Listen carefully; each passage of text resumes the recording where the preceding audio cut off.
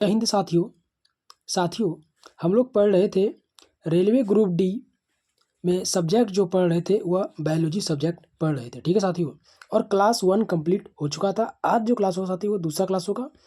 कल जो क्लास हुआ था वो पहला क्लास था जो कोशिका से रिलेटेड सारा सवाल को कंप्लीट किए थे। अगर आप नहीं देखे हैं तो जरूर से जरूर देख लीजिएगा। आज है साथियों दूसरा क्लास।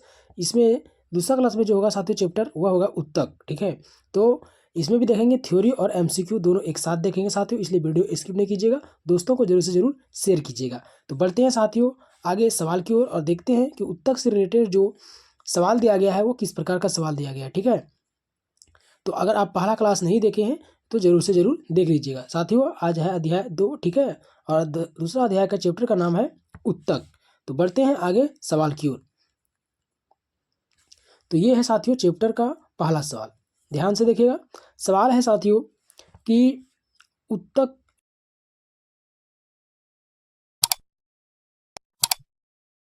विज्ञान में किसका अध्ययन होता है। साथियों उत्तक विज्ञान में उत्तकों का ही अध्ययन किया जाता है। ठीक है, आगे है उन कोशिकाओं के समूह को जिनकी उत्पत्ति और संरचना संपन्न होती है और जो एक विशेष कार्य करने के लिए विशेषता प्राप्त होते हैं। उदाहरण के लिए शरीर में मांसपेशियों की कोशिकाएं उन मांसपेशियों को बनाती है जो शरीर की गति से संबंधित है। क्या कहते हैं साथियों, इसको भी हम क्या कहते हैं, उत्तक कहते हैं। ठीक है, अब आगे बढ़ते हैं साथियों मेन चैप्टर की ओर। ठीक है, अब इसमें बोला है उत्तक के प्रकार को देखते हैं। तो साथियों उत्तक के जो प्रकार होता है वो 2 प्रकार होता है। कौन कौन, तो जंतु उत्तक होता है, ठीक है, और पादप उत्तक होता है। अब साथियों जंतु उत्तक कितने प्रकार के होते हैं, तो वह होता है 4 प्रकार का जंतु उत्तक। कौन कौन, तो संयोजी उत्तक, ठीक है साथियों, दूसरा है पेशी उत्तक, तीसरा है तंत्रिका उत्तक और चौथा है उपकला उत्तक। साथियों एक एक करके सबको देखेंगे क्या है नहीं है। ठीक है, आगे पादप उत्तक। पादप उत्तक साथियों 2 प्रकार का होता है, विभोज्यक उत्तक और दूसरा है अस्थाई उत्तक। आगे बढ़ते हैं, जितना भी पार्ट में बांटा गया साथियों सारा पार्ट को देखते हैं। साथियों इसमें ही बोला गया है कि अस्थाई उत्तक जो है वो भी प्रकार होता है, उसका भी 2 प्रकार होता है, सरल उत्तक होता है और जटिल उत्तक होता है। ठीक है, सरल उत्तक साथियों 3 प्रकार का होता है। कौन कौन, तो मृदुल होता है, ठीक है, स्थूल कोण और दृढ़। उसके बाद जटिल उत्तक जो है साथियों उसका भी 2 प्रकार होता है, फ्लोएम और जाइलम। ठीक है, आगे बढ़ते हैं, देखते हैं आगे क्या बताया गया है। आगे है साथियों पादप उत्तक। पादप उत्तक क्या होता है साथियों उसको देखते हैं। पादप उत्तक मुख्य 2 प्रकार के होते हैं। कौन कौन, तो विभोज्यक उत्तक होता है और अस्थाई उत्तक होता है। तो आगे ये सवाल साथियों कि कौन सा पादप उत्तक कोशिका विभाजन में सक्षम होते हैं। ऐसा जो कौन सा पादप उत्तक है जो कोशिका विभाजन में क्या होता है, सक्षम होता है, तो विभोज्य उत्तक होता है जो साथियों वो क्या होता है, पादप कोशिका विभाजन में सक्षम होता है। ठीक है, आगे है पौधों की लंबाई और मोटाई बढ़ाने में कौन सा उत्तक सहायक होता है, तो विभोज्य उत्तक जो है वो सहायक होता है पौधों की लंबाई बढ़ाने में। ठीक है, आगे है साथियों कि डायस उत्तक एकमात्र पादप उत्तक है जो कोशिका विभाजन द्वारा नई कोशिकाओं का उत्पादन करता है। साथियों नई कोशिकाओं का जो उत्पादन करता है वह करता है विभोज्य उत्तक। ठीक है, आगे है उत्तक कोशिकाएं अलग अलग प्रकार के अस्थायी उत्तक बनाने के लिए पृथक होती है, तो विभोज्य उत्तक जो है साथियों वह क्या होता है, पृथक होता है नई नई कोशिकाओं को बनाने के लिए। आगे बढ़ते हैं नेक्स्ट पॉइंट की ओर, ध्यान से देखिए साथियों बहुत इंपॉर्टेंट चैप्टर है। ठीक है, देखिए आगे सवाल है डायस उत्तक की कोशिकाएं बहुत सक्रिय होती है। इनमें संघन कोशिका, द्रव, साइटोप्लाज्मा, पतली सेल्यूलोज भित्ति और विकसित केंद्रक होती है। क्या होती है, विकसित केंद्रक होती है, जिसे बोलते हैं विभोज्य उत्तक। आगे है पौधों की जड़ एवं तने के पार्श्व भाग में कौन सा उत्तक पाया जाता है, तो पार्श्व विभोज्य उत्तक पाया जाता है। आगे बढ़ते हैं साथियों नेक्स्ट सवाल की ओर। नेक्स्ट है कौन सा उत्तक पतियों एवं पर्वसंधियों पर पाया जाता है, तो अंतर्वेशी विभोज्य उत्तक पाया जाता है। आगे है कौन सा उत्तक तने और जड़ों की शीर्ष पर लगाया जाता है, तने और शीर्ष पर लगाया जाता है शीर्ष विभोज्य उत्तक साथियों जो तने और शीर्ष पर लगाया जाता है। ठीक है, जड़ों और शीर्ष पर लगाया जाता है। आगे देखिए नेक्स्ट पॉइंट को। नेक्स्ट पॉइंट है साथियों कि सरल अस्थायी उत्तक के 3 प्रकार होते हैं। कौन कौन, तो मृदुल उत्तक होता है जिसे बोला जाता है पेरिनाकाइमा। ठीक है, पेरिनाकाइमा बोला जाता है। दूसरा है स्थूल कोण उत्तक जिसे बोला जाता है कोलेरेकाइनेमा। तीसरा है साथियों दृढ़ उत्तक जिसे बोला जाता है स्लेरेकाइनेमा। ठीक है, आगे बढ़ते हैं नेक्स्ट सवाल की ओर। नेक्स्ट सवाल है साथियों, स्थूल कौन उत्तक जो है उसको बोला जाता है साथियों कोलेरोकाइमा, जिसे कोशिकाएं जो है किसके संचय के कारण मोटी होती है। कोशिका मोटा जो होता है साथियों वह होता है सेल्यूलोज और पैक्टिन के कारण ही कोशिकाएं क्या होता है वह मोटी होती है। आगे है डैश उत्तक में कोशिकाएं जीवित लंबी और कोनों पर अनियमित रूप से मोटी होती है।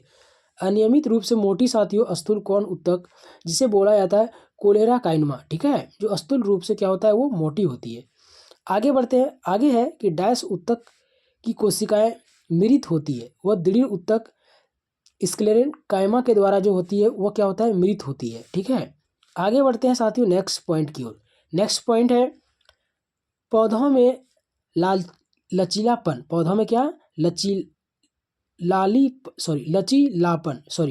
पौधों में लचीलापन जो है साथियों होता है वो किस उत्तक के कारण होता है, तो स्थूल कौन के कारण जो साथियों वह होता है लचीलापन पौधों में।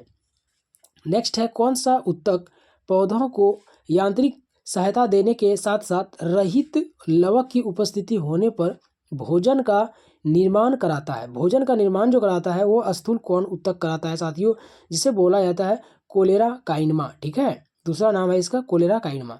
नेक्स्ट है नारियल की छाल का निर्माण किस उत्तक के द्वारा होता है। नारियल का छाल का जो निर्माण होता है साथियों वह दृढ़ उत्तक के द्वारा होता है, नारियल के छाल का निर्माण। आगे बढ़ते हैं नेक्स्ट पॉइंट की ओर। नेक्स्ट है साथियों कौन सा अस्थायी उत्तक एक पौधे को कठोर और मजबूत बनाता है। एक पौधे को कठोर और मजबूत जो बनाता है वो दृढ़ उत्तक स्क्लेरेकाइमा बनाता है साथियों, एक पौधे को कठोर और मजबूत। नेक्स्ट है डैश के जमाव के कारण दृढ़ उत्तक की कोशिका भित्ति मोटी होती है, वो लिंगन के कारण मोटी होती है। किसके कारण होती है, लिंगन के कारण, ठीक है। आगे बढ़ते हैं नेक्स्ट पॉइंट की ओर साथियों, बहुत ही इंपॉर्टेंट चैप्टर है, ध्यान से देखिएगा, इसका पीडीएफ आपको टेलीग्राम में मिल जाएगा, ठीक है। नेक्स्ट है रेशेदार पौधे में प्रचुर मात्रा में पाया जाता है। प्रचुर मात्रा में जो पाया जाता है साथियों पौधे के आंतरिक भागों के साथ साथ बाह्य परत में, यह रक्षात्मक उत्तक के रूप में कार्य करता है। कौन करता है, तो दृढ़ उत्तक कार्य करता है, ठीक है। आगे है मरुस्थलीय पादपों की बाह्य त्वचा, जिसे बोलते हैं साथियों एपिडर्मिस बोला जाता है, जिसको एपिडर्मिस बोला जाता है, ठीक है साथियों। सॉरी साथियों बोलने में थोड़ा सा मिस्टेक हो रहा है। एपिडर्मिस जिसे बोलते हैं बृहत त्वचा, जिसको बोलते हैं एपिडर्मिस।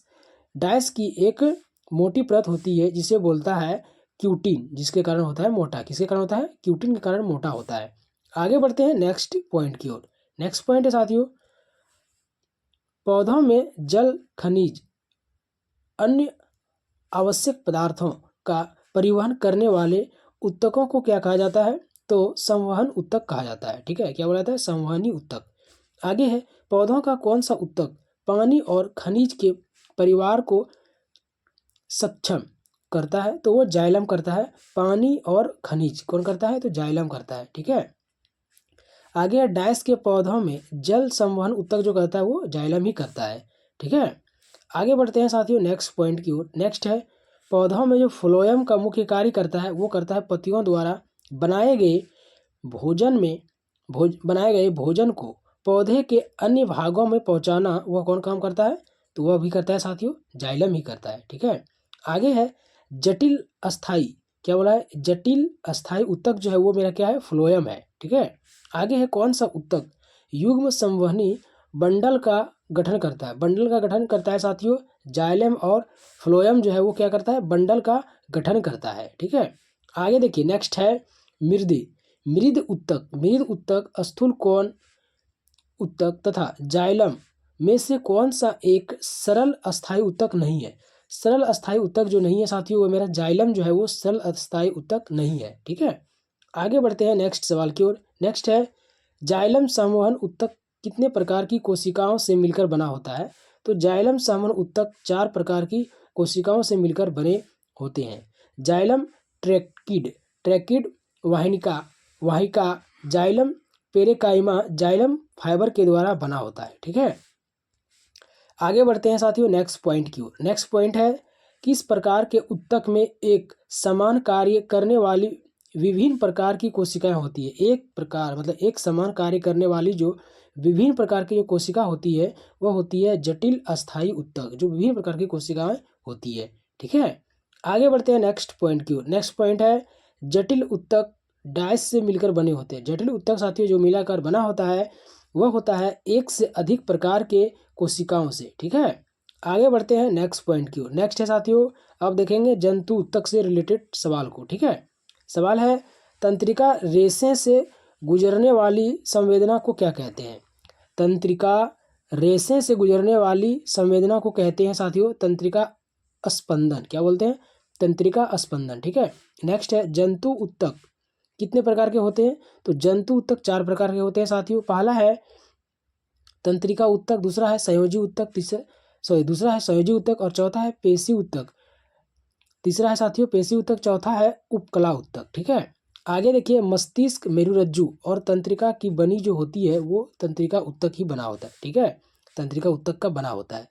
आगे देखिए नेक्स्ट पॉइंट। नेक्स्ट है साथियों तंत्रिका ऊतक की इकाई क्या है? तंत्रिका ऊतक की जो इकाई होता है वह होता है न्यूरॉन। क्या होता है? न्यूरॉन। नेक्स्ट है शरीर के समस्त अंगों व कार्यों में समन्वय स्थापित करना की विशेषता जो कहलाता है वो तंत्रिका ऊतक ही कहलाता है। नेक्स्ट है रेखित पेशियां जंतु के कंकाल से संबंध रहती है और इनमें ऐच्छिक गति होती है, इस कारण इन्हें क्या कहते हैं? इसे कंकाल पेशी या ऐच्छिक पेशी भी कहा जाता है। ठीक है, आगे बढ़ते हैं नेक्स्ट पॉइंट की ओर। नेक्स्ट है अरैखित पेशी डायस पेशी कहलाती है तो अनैच्छिक पेशी कहलाती है साथियों। ठीक है, आगे है डायस पेशी आहार नाल, वृषण, मूत्राशय तथा रक्तवाहिनियों में पाई जाती है तो अरेखित पाई जाती है। ठीक है, आगे है आहार नाल में भोजन का प्रवाह डायस के संकुचन एवं प्रसार के कारण होता है तो अरेखित पेशी के कारण होता है। आगे नेक्स्ट पॉइंट की ओर बढ़ते हैं, ध्यान से देखिएगा। नेक्स्ट है साथियों हेवरसियन तंत्र पाया जाता है। हेवरसियन तंत्र जो पाया जाता है वह स्तनियों की अस्थियों में पाया जाता है। कहाँ पाया जाता है? स्तनियों की अस्थियों में। नेक्स्ट है फेफड़ों को ढकने वाला आवरण क्या कहलाता है? तो फ्लूरल कहलाता है। फ्लूरल मेम्ब्रेन कहलाता है साथियों फेफड़ों को ढकने वाला आवरण। आगे है एरिओलर ऊतक के बीच एक पूरक ऊतक फिलर ट्यूस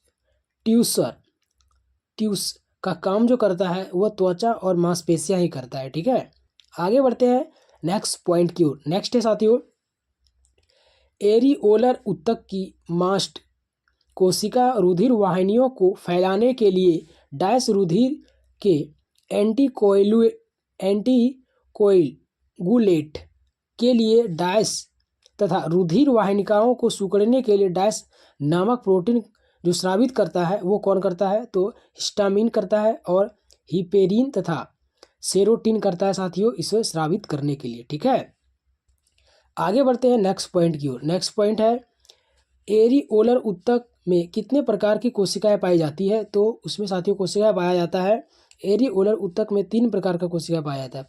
कौन कौन पाया जाता है साथियों? तो फाइब्रोब्लास्ट, मास्ट। ठीक है, फाइब्रोब्लास्ट पाया जाता है और मास्ट पाया जाता है और मैक्रोफेज भी पाया जाता है। आगे है किस ऊतक को लचीले संयोजी ऊतक कहते हैं? लचीले संयोजी ऊतक जो कहते हैं साथियों वह कहते हैं एरिओलर ऊतक को बोलता है लचीली संयोजी ऊतक। ठीक है, आगे है नेक्स्ट पॉइंट कंडारा से जोड़ने वाला जो तंतुमय ऊतक है वह है मांसपेशियां को हड्डी से जोड़ने का काम करता है साथियों। कंडारा से जोड़ने वाला तंतुमय ऊतक क्या होता है? मांसपेशियों को हड्डी से जोड़ने का काम करता है। आगे बढ़ते हैं नेक्स्ट पॉइंट की ओर। नेक्स्ट पॉइंट है डायस एक हड्डी को दूसरी हड्डी से जोड़ने वाला जो कार्य करता है वो लिगामेंट करता है साथियों, एक हड्डी से दूसरी हड्डी को जोड़ने का काम। ठीक है, कौन करता है? लिगामेंट। आगे नेक्स्ट सवाल है ऊंट का कुब्बड़ किस ऊतक का बना होता है? साथियों ऊंट का कुब्बड़ जो बना होता है वसामय ऊतक का बना होता है। नेक्स्ट है मनुष्य के शरीर में कौन सा अंग सबसे बड़ा होता है? तो त्वचा जो है वो सबसे बड़ा होता है मनुष्य के अंग में। आगे है पेशी ऊतक कितने प्रकार के होते हैं? पेशी ऊतक साथियों 3 प्रकार के होते हैं। ठीक है, पहला है अरेखित पेशी, दूसरा है रेखित पेशी, तीसरा है साथियों हृदय पेशी। मानव शरीर की सबसे बड़ी जो मांसपेशियां हैं साथियों वह है ग्लूटियस मैसिमस कौन है? ग्लूटियस मैसिमस, वो मानव शरीर की सबसे बड़ी मांसपेशी है। ठीक है, आगे बढ़ते हैं नेक्स्ट पॉइंट की ओर। नेक्स्ट पॉइंट है मानव शरीर की सबसे छोटी जो मांसपेशी है वो है स्टेपीडियस। क्या है? स्टेपीडियस। आगे है रक्त। क्या है? रक्त साथियों एक तरल संयोजी उत्तक है। ठीक है, नेक्स्ट है लाल रुधिर कणिकाओं को डैश कहते हैं, तो इरिथ्रोसाइट कहते हैं साथियों। लाल रुधिर कणिकाएं को क्या कहते हैं? इरिथ्रोसाइट। नेक्स्ट है डैश त्वचा के नीचे गुर्दे के आसपास और आंतरिक अंगों के बीच पाया जाता है, तो वसा संयोजी उत्तक पाया जाता है साथियों आंतरिक अंगों के बीच। ठीक है, आगे बढ़ते हैं नेक्स्ट पॉइंट की ओर। नेक्स्ट पॉइंट है साथियों डैश एक प्रकार के संयोजी उत्तक की उपस्थिति के कारण हमारे कानों में मोड़ा जाता है। हमारे कानों में जो मोड़ा जा सकता है साथियों वह अपास्थि। क्या मोड़ा जा सकता है? उपास्थि जो है वो मोड़ा जा सकता है। नेक्स्ट है किस उत्तक की कोशिकाएं वसा संग्रह के लिए विशिष्ट होता है? वसा संग्रहण के लिए विशिष्ट जो होता है वह वसा संयोजी उत्तक होता है। ठीक है, आगे नेक्स्ट सवाल है किस प्रकार की कोशिका से त्वचा बनी है? त्वचा जो बना होता है साथियों वह अर्धचर्म कोशिका से बना होता है त्वचा। ठीक है, आगे है मुख की आंतरिक परत से बनी होती है, तो सल्की एपिथेलियम त्वचा जो है साथियों वह मुख की आंतरिक परत से बनी होती है सल्की एपिथेलियम उत्तक से। ठीक है, आगे है डायस लार ग्रंथि, श्वेत ग्रंथि वृक्क नलिकाओं में जो पाए जाते हैं वो घनाघार एपिथेलियम उत्तक पाए जाते हैं। ठीक है, नेक्स्ट पॉइंट है मानव शरीर की त्वचा का सबसे बड़ा परत जो है वो मेरा है एपिडर्मिस। क्या है? एपिडर्मिस। नेक्स्ट है डैश का कार्य शरीर को बड़ा आवरण या रक्षा प्रदान करना, साथ ही उत्सर्जन संवेदना तथा अवशोषण की क्रिया को पूर्ण करना, वो अपकला कहलाता है। क्या कहलाता है? अपकला कहलाता है। आगे देखिए नेक्स्ट पॉइंट। नेक्स्ट है साथियों त्वचा पर बाल जो होता है वो मूलतः चर्मी होते हैं और मृत कोशिकाओं का बना होता है। ठीक है, नेक्स्ट है त्वचा, मुंह, आहार नली, रक्त वाहिनी नली का स्तर, फेफड़ों की कूपिका तथा वृक्कीय नली आदि सभी किस प्रकार के उत्तक से बने होते हैं? तो यह साथियों एपिथेलियम उत्तक के द्वारा बना होता है। ठीक है, आगे देखिए नेक्स्ट पॉइंट। नेक्स्ट है डैश त्वचा की बाहरी परत पर पाए जाते हैं एवं जिह्वा ग्रसनली आहार नाल के अस्तर बनाते हैं, तो कौन बनाता है? तो सल्की एपिथेलियम उत्तक बनाता है साथियों आहार नाल के स्तर पर। ठीक है, आगे नेक्स्ट है डैश अंडवाहिनी, श्वास नली तथा मुख गुहा में पाया जाता है। मुख गुहा में साथियों पक्षाम्भी एपिथेलियम उत्तक पाया जाता है। ठीक है, तो साथियों यह मेरा वन लाइनर था। ठीक है, अब हम लोग एमसीक्यू देखते हैं। तो पहला सवाल है साथियों एमसीक्यू का पहला सवाल है निम्नलिखित में से कौन सी संरचना उत्तक को मरम्मत तथा अंगों में खाली स्थानों को भरने में सहायता करता है? सहायता कौन करता है? ऑप्शन ए है कंडारा, बी है साथियों वसा उत्तक, सी है गर्तिका या एरियोलर, चौथा है उपास्थि। कौन करता है साथियों? जरूर से जरूर इसका कमेंट कीजिएगा। ठीक है साथियों, इसका करेक्ट जो आंसर होगा वो मेरा सी नंबर होगा साथियों गर्तिका। ठीक है, वह मतलब मरम्मत तथा अंगों में खाली स्थान में भरने में जो सहायता करता है वह करता है मेरा गर्तिका। ए सी नंबर जो है मेरा वो साथियों वो करेक्ट आंसर हो जाएगा। ठीक है, आगे बढ़ते हैं नेक्स्ट सवाल की ओर। नेक्स्ट है निम्नलिखित में से कौन पेशीय उत्तक जो बिना थके जीवन भर लगातार कार्य करता है? जीवन भर जो लगातार कार्य करता है साथियों, ऑप्शन ए है कंकाल पेशी, बी है हृदय पेशी, सी है चिकनी पेशी और डी है ऐच्छिक पेशी। साथियों करेक्ट आंसर इसका हो जाएगा बी नंबर हृदय पेशी है। ये जो हृदय पेशी जो है वह जीवन भर बिना थके लगातार कार्य करता है, हृदय पेशी। बी मेरा करेक्ट आंसर हो जाएगा। आगे बढ़ते हैं नेक्स्ट पॉइंट की ओर। नेक्स्ट है साथियों नेक्स्ट मतलब क्वेश्चन। नेक्स्ट है कौन सा पेशी युग्म अनैच्छिक पेशियों के रूप में कार्य करता है? ऑप्शन ए है साथियों स्तरीय पेशियां, बी है चिकनी पेशियाँ, सी है हृदय पेशियाँ और डी है कंकाल पेशियाँ। साथियों इसका करेक्ट आंसर होगा बी नंबर, मतलब दूसरा और तीसरा, मतलब हृदय चिकनी पेशियाँ साथियों और हृदय पेशियाँ जो है वह अनैच्छिक पेशियों के रूप में क्या करता है, कार्य करता है। मतलब बी मेरा करेक्ट आंसर हो जाएगा। आगे बढ़ते हैं नेक्स्ट सवाल की ओर।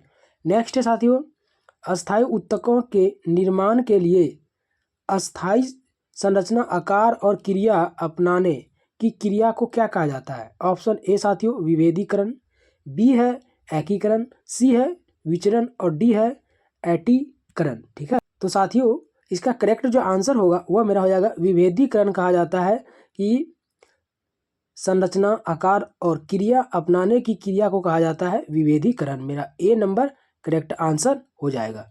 आगे देखिए नेक्स्ट सवाल। नेक्स्ट साथियों, रक्त और हड्डियां के उदाहरण है। रक्त और हड्डी का उदाहरण कौन है? ए है संयोजी ऊतक, बी है एपिथेलियम ऊतक और सी है मेरिस्टेमिक ऊतक और डी है साथियों तंत्रिका ऊतक। तो साथियों इसका करेक्ट जो आंसर होगा, रक्त और हड्डी डैश के जो उदाहरण है वह है मेरा संयोजी ऊतक। ए नंबर मेरा करेक्ट आंसर हो जाएगा। आगे बढ़ते हैं नेक्स्ट सवाल की ओर। नेक्स्ट है, निम्नलिखित में संयोजी ऊतक नहीं है। संयोजी ऊतक कौन नहीं है साथियों? ऑप्शन ए है तंत्रिका कोशिका, बी है साथियों उपास्थि और सी है मेरा अस्थि और डी है रक्त। मतलब उसमें पूछा है संयोजी ऊतक नहीं है। संयोजी ऊतक साथियों कौन नहीं होगा? तो वह मेरा हो जाएगा तंत्रिका कोशिका जो है वो मेरा संयोजी ऊतक नहीं होगा। ए नंबर मेरा करेक्ट आंसर हो जाएगा। आगे नेक्स्ट सवाल है, निम्नलिखित में से कौन एक जंतु ऊतक नहीं है? जंतु ऊतक कौन नहीं है साथियों? ऑप्शन ए है पेशी ऊतक, बी है दृढ़ ऊतक और डी है उपकला ऊतक और सी है उपकला ऊतक और डी है साथियों तंत्रिका ऊतक। साथियों इसका करेक्ट आंसर हो जाएगा बी नंबर उपकला दृढ़ ऊतक जो है साथियों मेरा ये करेक्ट आंसर हो जाएगा कि जंतु ऊतक नहीं है। जंतु ऊतक साथियों मेरा दृढ़ ऊतक जो है वो जंतु ऊतक नहीं हुआ है। ठीक है, तो बी मेरा करेक्ट आंसर हो जाएगा। आगे नेक्स्ट है साथियों, फ्लोएम के अतिरिक्त निम्नलिखित में से अन्य सभी से मिलकर बना होता है। अन्य सभी से मिलकर किससे किससे किससे किससे मिलकर बना होता है साथियों? तो वह बना होता है मेरा फ्लोएम वाहिका द्वारा। बी मेरा करेक्ट आंसर हो जाएगा। आगे बढ़ते हैं नेक्स्ट सवाल की ओर। नेक्स्ट है, निम्नलिखित में से कौन से ऊतक का अंतरकोशिकीय क्षेत्र बड़ा होता है? अंतरकोशिकीय क्षेत्र जो बड़ा होता है वह किसका होता है? तो साथियों वह पेरेनकाइमा जो है उसका अंतरकोशिकीय भाग जो है वो बड़ा होता है। ठीक है, आगे बढ़ते हैं नेक्स्ट सवाल की ओर। नेक्स्ट है, निम्नलिखित में से कौन सा एक सरल अस्थायी ऊतक नहीं है? सरल अस्थायी ऊतक साथियों मेरा जाइलम जो है वह नहीं है। सी मेरा करेक्ट आंसर हो जाएगा। ठीक है, आगे देखिए नेक्स्ट सवाल। नेक्स्ट है, रूट टिप या शूट टिप में कौन सा ऊतक पाया जाता है? साथियों इसमें ऊतक जो पाया जाता है वह विभोज्य ऊतक पाया जाता है। मेरा डी नंबर करेक्ट आंसर हो जाएगा। ठीक है, आगे देखिए नेक्स्ट सवाल है, एक जटिल अस्थायी ऊतक है। एक जटिल अस्थायी ऊतक कौन है? तो जाइलम जो है साथियों एक जटिल अस्थायी ऊतक है। मेरा ए नंबर करेक्ट आंसर हो जाएगा। आगे नेक्स्ट सवाल है साथियों, सरल अस्थायी ऊतकों के 3 प्रकार होते हैं। तो कौन कौन है साथियों? तो इसका करेक्ट आंसर सी नंबर है पेरेनकाइमा। ठीक है, दूसरा है कोलेरेकाइमा और तीसरा है साथियों स्क्लेरेकाइमा। तो सी मेरा जो है वो करेक्ट आंसर हो जाएगा। आगे नेक्स्ट सवाल है, भोजन के संग्रहण के लिए जाइलम की कौन सी कोशिकाएं उत्तरदायी होता है? जाइलम के लिए उत्तरदायी जो होता है साथियों कोशिका वो कौन होता है? तो वह होता है साथियों पेरेनकाइमा। मेरा ए करेक्ट आंसर हो जाएगा। आगे नेक्स्ट है, निम्न में से किस प्राणी ऊतक में चपटी कोशिका होती है? प्राणी ऊतक में चपटी कोशिका जो होता है साथियों वह होता है सल्की उपकला में चपटी कोशिका होता है। ए नंबर मेरा करेक्ट आंसर हो जाएगा। नेक्स्ट सवाल है, पादपों में रेनिन क्या है? पादपों में पादपों में रेजिन और गोंद विशेष डैश में जो संचित होता है वो कौन संचित होता है साथियों? उसमें संचित रहता है पुराने जाइलम जो चिपकने का काम करता है। ठीक है, तो ए मेरा जो है वो करेक्ट आंसर हो जाएगा। नेक्स्ट है, निम्न में से कौन सा प्रकाश संश्लेषण के उत्पादों का पत्तियों से पादप के अन्य भागों तक परिवहन करता है? अन्य भागों तक जो साथियों परिवहन करता है वह कौन करता है? तो वह करता है मेरा फ्लोएम। बी मेरा करेक्ट आंसर हो जाएगा। आगे बढ़ते हैं नेक्स्ट सवाल की ओर। नेक्स्ट है साथियों, पौधों के तनों की परिधि में वृद्धि निम्नलिखित में से किसके कारण होता है? साथियों वृद्धि होता है पार्श्व विभोज्य के कारण। बी करेक्ट आंसर हो जाएगा। आगे नेक्स्ट है, संदेश स्थानांतरण का कार्य निम्नलिखित में से कौन सी कोशिकाएं करती है? साथियों उसमें करता है लंबी शाखाविंद तंत्रिका कोशिका काम करती है साथियों संदेश स्थानांतरण करने का कार्य। बी मेरा करेक्ट आंसर हो जाएगा। आगे बढ़ते हैं नेक्स्ट सवाल की ओर। नेक्स्ट है, निम्नलिखित उत्तक प्रकारों में से किसमें संकुचनशील प्रोटीन होता है? संकुचनशील प्रोटीन जो होता है वह मेरा होता है साथियों पेशी उत्तक में। बी मेरा करेक्ट आंसर हो जाएगा। तो साथियों आज दूसरा क्लास था जिसमें हम लोग उत्तक का जो सवाल था सारा टॉपिक कंप्लीट कर दिए। तो आपने पहला क्लास नहीं देखा है साथियों जरूर से जरूर देख लीजिएगा और दोस्तों को भी शेयर कर दीजिएगा। तो कल मिलेंगे साथियों तीसरा क्लास में। तब तक के लिए जय हिंद जय भारत।